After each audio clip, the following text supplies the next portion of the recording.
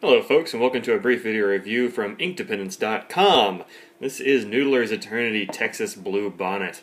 I got this as a Christmas gift, I believe, from my mother, who lives near John Gould's in Houston. Well, within an hour or so anyway. This is a John Gould's exclusive, so if you want to get a hold of this ink, and I suggest as you probably should, you'll have to go to John Gould's. There's their phone number.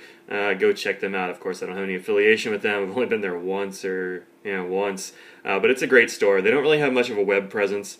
I think you might actually have to call in order to order ink, but they do ship. I don't know how much of this they have on hand, but you should definitely try to get a hold of it. It comes in the 3-ounce bottle, unlike some of the other exclusive inks, which are a 1-ounce bottle. And look at that beautiful blue. Let me catch some light there. This is a great blue ink. It's probably it's right up there. It's one of my two favorite blue inks right now. The other one being Sailor Sky High, but this one I love. It's currently in this TWSBI 700.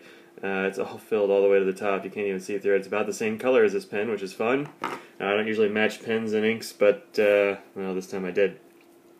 Also got a writing sample here with a Franklin Christoph 27 with a broad nib.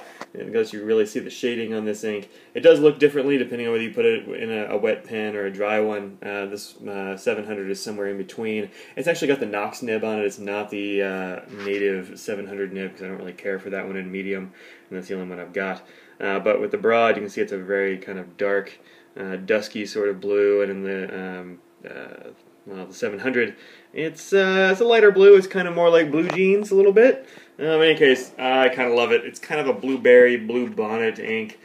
Coming from Texas, I've seen a million blue bonnets. This is pretty darn near right on. I wish I could grow those up here, but I don't want them taking over my whole yard. So, in any case, the flow on this is really, really nice. Maybe a little bit wet.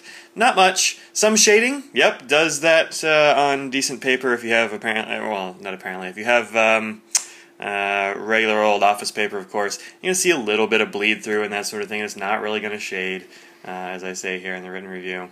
But just on notebook paper, like, regular old printer paper, actually is fine with this ink. I really like it, so get a hold of some of this stuff. I'm going to keep saying that until you buy some. This is just some of the blues I have right now in pens. Let's see, yep, Sailor Sky High down there at the bottom, Blue Bonnet up at the top. You can see Sky High has a richer blue, but this one is nonetheless a very nice shade. Really like it.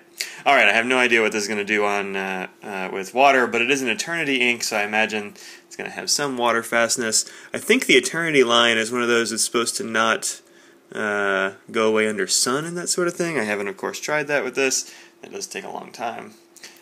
But this, well, you can see a little bit swirling up in that that water bubble there. I love Rhodia, how it just beads up the water. It's really good stuff. Alright, let's wipe this clean. A little smear. Yeah, you can see a little bit came up, but really not that much. And I didn't write this all that long ago, so it hasn't really been curing or anything. But yeah, this is pretty water fast. I'd say it's easily as water fast, maybe more. As Liberty's Elysium, which a lot of people like. I know that caused quite a stir when it came out. People weren't all that thrilled with its water fastness. This seems to be a little bit better. And at $12.50 for 3 ounces, oops, other way, pretty economical ink as well. So, definitely get yourself some of this delicious Texas Blue Bonnet, and I will see you around.